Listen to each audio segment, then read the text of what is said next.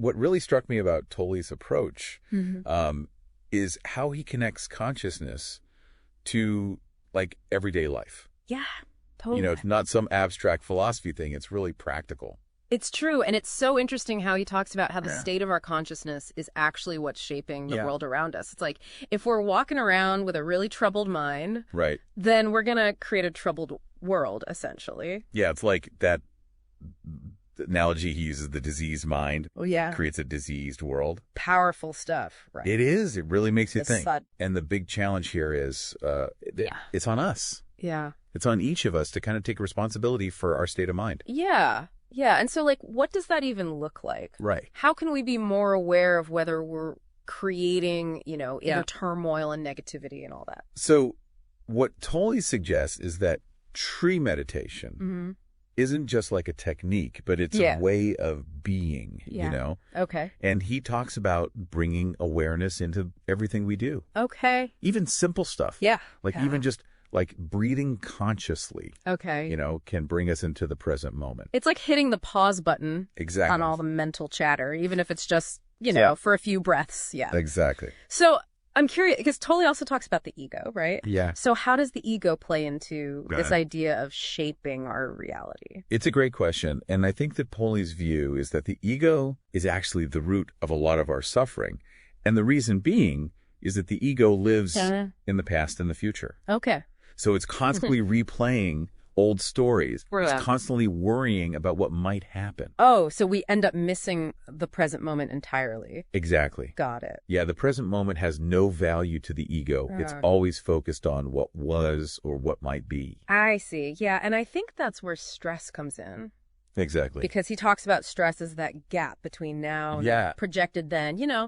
We're always striving for something in the future and never really appreciating where we are. Have you found that to be true? Oh, absolutely. And I think that brings us to this concept of purpose. Okay. Tolle argues that so much of what we chase in life is driven by, the ego's desire for fulfillment. Right. But he says that true fulfillment only comes from connecting with our essence identity. Okay. So what is the difference between our essence identity and what he calls our form identity? That's a good question. Yeah. So think about it this way. Okay. All the roles you play in life, your job title, your relationships, all your achievements, that's all part of your form identity, right? Okay. But your essence identity is that deeper sense of self, that awareness that exists beneath all those labels. I love that. Yeah. And it makes me think of that saying, know thyself. Yeah. Like we're being asked to go beyond just knowing our surface preferences and really understand our true nature at a deeper level. Yeah. And Tolle believes that connecting with that deeper self, that essence identity, is actually like essential for living a fulfilling life. This is giving me a lot to think about. But life isn't always sunshine and roses, right? Right. So how does this idea of being present play out when we're facing those difficult situations or even just like everyday annoyances? So I think that this is where the power acceptance comes in. Okay. And now Tolle is not advocating for passivity here. Right. He's not saying you have to like the situation. Right. It's more about choosing not to resist what is. Okay. He explains that when we fight against reality, we're only creating more suffering for ourselves. So it's more about acknowledging what is and then choosing how to respond. Exactly. Rather than just reacting kind of out of habit. Right. It's about being conscious. Or fear. Yes. Yeah, okay. And Tolle even takes this a step further. Okay. He suggests that adversity, what he calls diminishment, can be a catalyst for spiritual growth. Wow. Okay. He shares this Sufi saying, when the ego weeps for what it has lost, the spirit rejoices for what it has found. I love that. That's such a powerful image. Yeah. It's like the challenges we face can help us shed those layers of the ego and connect more deeply with our true selves. Absolutely. So I guess that brings up a question. For all of us. Yeah. How can we see those challenges not just as obstacles, but as opportunities for growth? Right. But what about the world at large? There's so much suffering and conflict and injustice, right? Yeah. So where does personal responsibility fit in to that bigger picture? So Tolle actually talks about this. Okay. This idea of like collective karma playing out on a global scale. He's not, condoning harmful actions, of course. Right. But he says that often people are acting out of an unconsciousness. Right, right. And that, limits their choices. Yeah, so it's not about blaming or judging people. Exactly. It's more about recognizing that we're all interconnected. Right. And our actions have consequences that ripple outward. Yeah. The butterfly effect, right? Exactly. And Tolle really stresses the importance of forgiveness here. Okay. But not as in, condoning those actions. Right. It's more about understanding that unconsciousness limits choices. Right. He suggests that seeing the humanity in those who cause harm can actually help us break free from those cycles of anger and resentment. That's a challenging perspective, for sure. It is. Especially when we're talking about, real world problems like conflict and inequality and all that. Right. So it makes me wonder, what kind of intelligence do we even need to even try to navigate these complex challenges? Well, Tolle actually makes this distinction between conventional intelligence, like your IQ, and a deeper wisdom that comes from presence. Got it. And he says that this higher intelligence, that wisdom, is desperately needed in the world today. So it's not just about being book smart, right? Right. It's about having the awareness and the compassion to actually apply that knowledge in a way that benefits everyone. Exactly. And that actually makes me think about the collective mind. Because Tolle talks about how thoughts and ideas can spread like viruses, affecting our minds, shaping our perceptions of reality. It's like we're swimming in this sea of information. Right. And it's so easy to get swept away by those currents of fear and anger and judgment. It's true. So how can we even stay grounded and make conscious choices when we're constantly being bombarded with information like that? I think Tolle would say, a key step is to just become aware of those thought patterns that are dominating our minds. Right. He uses the example of the thought, there's something wrong with me, which, he says is a very common human experience. Oh, for sure. But he encourages us to simply observe that thought. Okay. To notice it without judgment. Yeah. And that way we can start to loosen its grip. It's like we're learning to become the observer of our thoughts rather than getting caught up in them completely. Exactly. You're not your thoughts. Right. Thoughts are just energy formations. Okay. That arise and pass away. Yeah, that's a really helpful reminder. It is. It's like, don't believe everything you think, right? Right. We have a choice in how we relate to our thoughts. Absolutely. And that ability to observe your thoughts and emotions without identifying with them is a key step in spiritual awakening. I love that. It's like you're becoming aware of the screen upon which the movie of your life is playing. Right. You can watch the movie, but you don't have to get lost. You don't have to get lost in the story. In the story. And by becoming aware of that screen, by recognizing that space of consciousness in which all experiences arise, we're connecting with our true nature. Exactly. With that I am. That's beyond thought and form. And Tolle uses a powerful analogy to help us understand this concept. Yeah, I remember this. This was good. Of the I am. Yeah. He compares it to the sun and its rays. Yeah. Okay, so how does the sun represent our true nature? So imagine the sun as pure consciousness. Okay. Radiating light unconditionally. Right. And the rays of the sun are like individual expressions of that consciousness. Okay. Each unique but interconnected. So we're all like rays of the same sun, sharing that same essence. Yeah. Even though we appear so different on the surface. Yeah, we're all connected. We're all connected at a deeper level. At a deeper level. And Tolle suggests that when we realize that connection, when we wake up to that truth, it brings a sense of peace and freedom. It does. Because we're no longer bound by those limitations of form or the fears of the ego. Exactly. We begin to experience ourselves as part of something vast and eternal. Wow, this has been so fascinating. It is a lot, but it's good stuff. It's a lot to take in. It is, but it's good stuff. But, for now, let's just take a breath. Yes. Allow these ideas to kind of settle. Yeah. Yeah, let's do that. And for you listening at home, what are your initial reactions to what we've discussed so far? Yeah, like what insights or questions are coming up? Yeah, I think this would be a good time to maybe journal, meditate, connect with nature, or even just sit in stillness. Right. And allow the wisdom within you to unfold. Exactly. And we're going to continue this deep dive into Tolle's profound teachings in part 2 of this episode. Can't wait. Where we'll explore his perspective on death and the nature of reality. Good stuff. It's good stuff. We'll see you there. See you there. You know what's interesting about Tolle? It's how practical his approach is. Oh, yeah. He's not just throwing these big spiritual ideas at us. Right. He's actually giving us, like, tools and practices we can use in our lives. It's true. It's not about escaping reality. Right. It's about transforming it. Yeah. Yeah. And one of the things that he talks about is becoming aware of our inner state. Okay. Whatever that is. Yeah. You know, like, when that wave of anger hits, or anxiety, or just a bad mood, feel it. Yeah. Acknowledge it. Yeah. Don't judge it. So it's like creating a space between you and the feeling. Yes. Instead of getting swept away by it, exactly. You just observe it. You just observe it. Instead of saying, I am angry, it's more like, there's anger here. Yes. Yeah.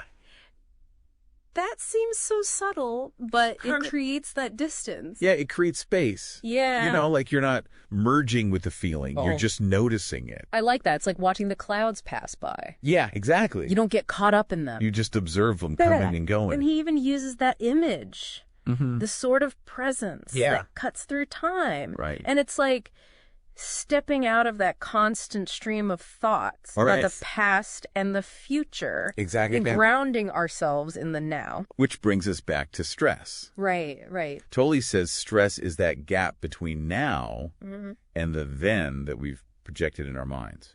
Right, so we're always striving for something. Always. Never fully present to the moment. And never fully present. Do you think it's possible? That's a good question. To just be present all the time. I think, you know, Tolle would say it's a practice. Yeah. It's a journey. It's ongoing. Ongoing, yeah. And he actually gives some really good advice. Okay. About how to cultivate that presence. Okay. Even in, you know, day-to-day life. So it's not about reaching some perfect state of Zen. Not at all. It's more about being mindful. Exactly. Throughout the day. Right. Throughout the day. I like that.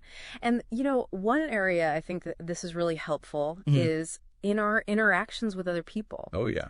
Especially people who might trigger us. Oh, for sure. So how does this idea of presence help us in those situations? Well, instead of getting caught up in the drama or reacting out of habit, he says to pause. Okay. Become aware of what's happening inside of you and then choose your response. Consciously. So it's not about being passive or letting people walk all over us. Not at all. It's more about responding with intention. With intention. Yeah. And, you know, sometimes the most intentional response might be to just walk away. Step away. Step away, okay. Yeah. And that takes self-awareness, huh? Big time. Like, we have to be able to... You have to see your own patterns. Yeah. See your own triggers. See your own triggers, yeah. And Tolle says that developing that self-awareness, it's actually one of the most important things you can do. Okay. For your own well-being. Yeah. And for those around you. For those around you, yeah. He even makes this distinction between conventional intelligence. Okay. Like IQ. And what he calls true intelligence. Okay, so what's the difference? Well, you know, conventional intelligence, it's important. But it's not enough. Okay.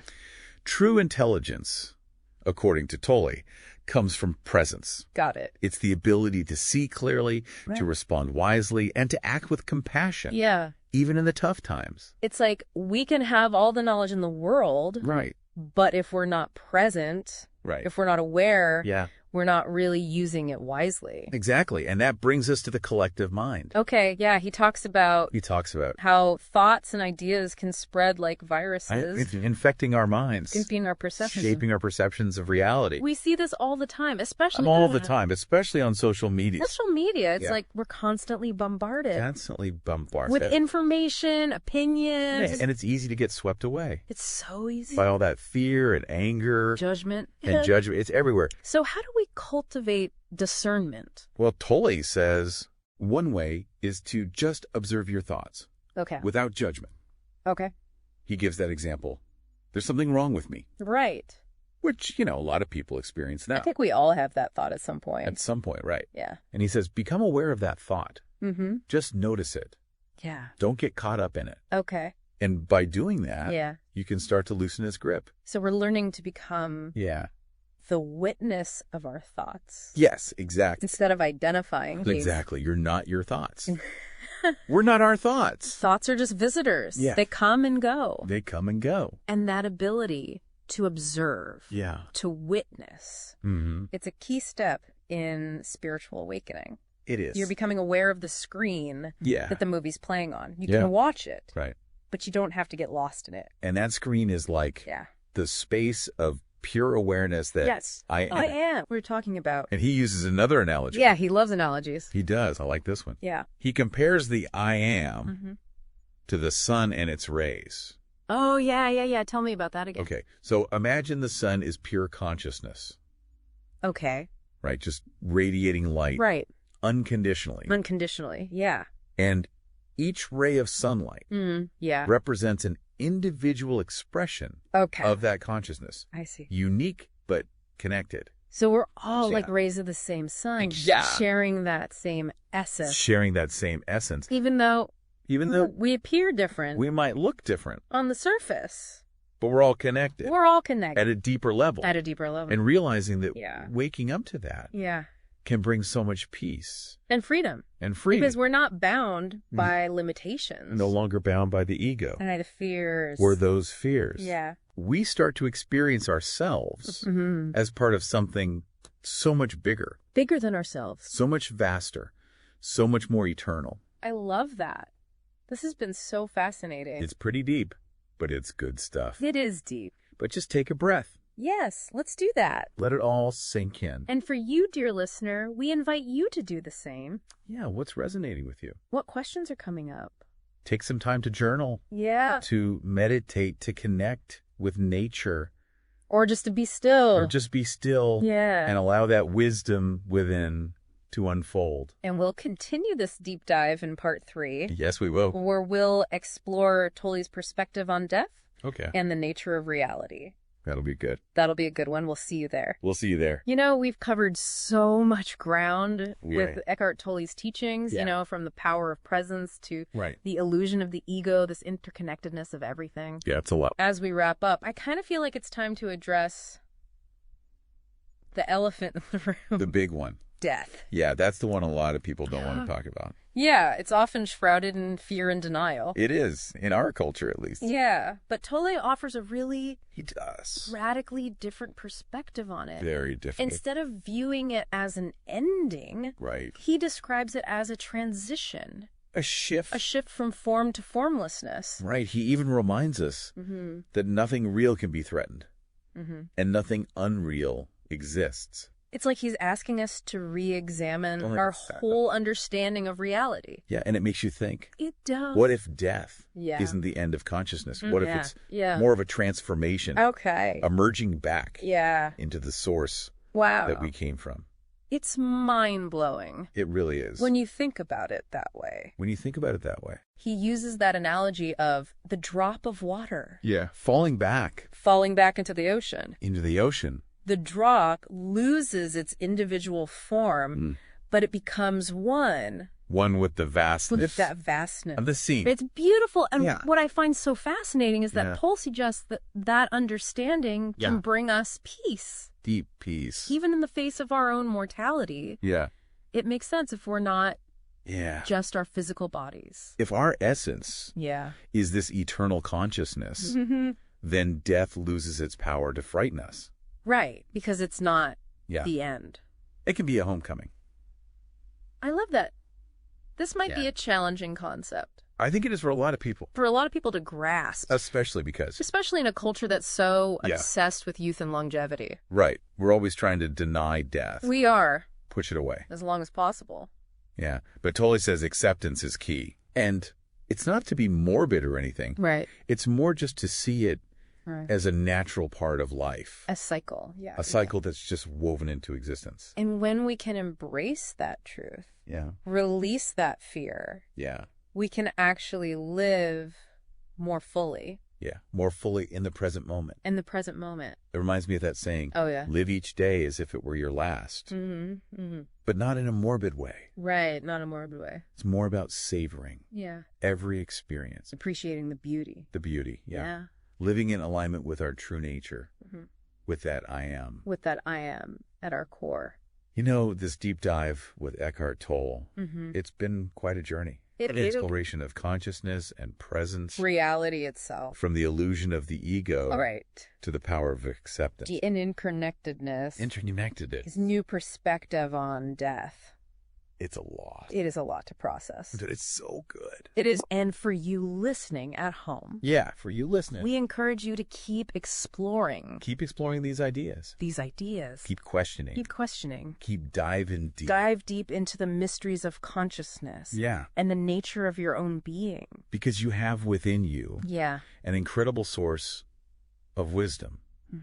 A connection to something so much greater than yourself. And as you awaken to that truth, you become a beacon of light. You radiate. Radiating peace, love. Love and understanding. What a beautiful legacy to leave behind. It is. A ripple of transformation that extends. Yeah, far beyond. Far beyond ourselves. Far beyond ourselves.